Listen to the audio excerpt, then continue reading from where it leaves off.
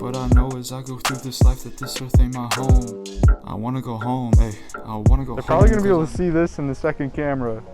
Yeah, that's just my mic pack, don't worry about it. Welcome back to Solving the World's Issues in 90-degree weather, part 4. See, today we're talking about temptation. We've all experienced it in a variety of different ways, whether it's a temptation to steal another cookie, to be lazy, whatever we deal with, there's always gonna be temptation in our lives. And usually if you don't fight against the temptation, it's going to lead to sin. So let's talk about the keys to how to resist temptation.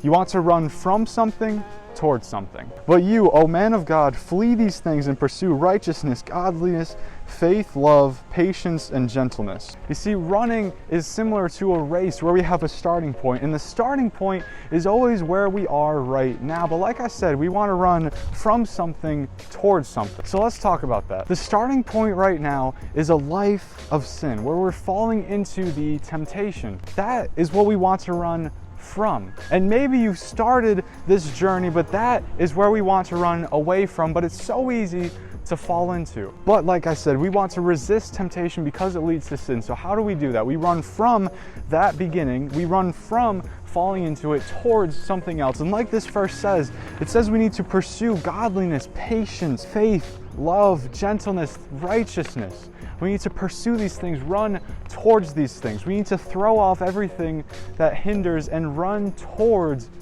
God.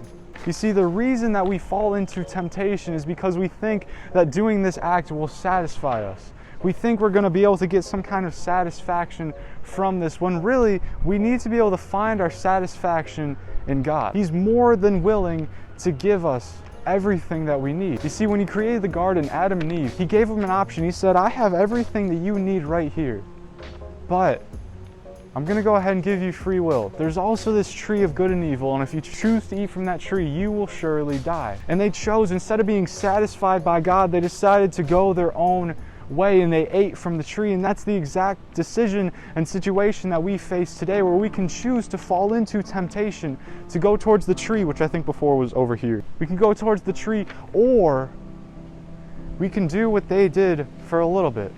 Walk in the garden, a relationship with God, one with no separation, because we find all of our satisfaction in Him. See, it's important to be in constant fellowship with God so that we are constantly being satisfied through Him, or we're constantly finding our satisfaction in Him, because otherwise we're going to fall into temptation. We're going to go for the other tree, but we want to be running from that towards God. And I've talked about the importance of constant prayer on this channel before, but this is why, because we want our mindset to be constantly aligned with God's, saying, God, I need you in my life. I want to be more like you. Lord, you are everything that I need. You have everything that I need. I'll find my satisfaction in you. That's the mindset that we need to constantly have, and that's part of what prayer is. God, mend my heart, mold it to be satisfied, to be more like you. And if we're truly finding satisfaction in God, constantly going to Him, then we don't need anything else. And temptation will hold no power over our lives. Peace. That's nasty. Nice.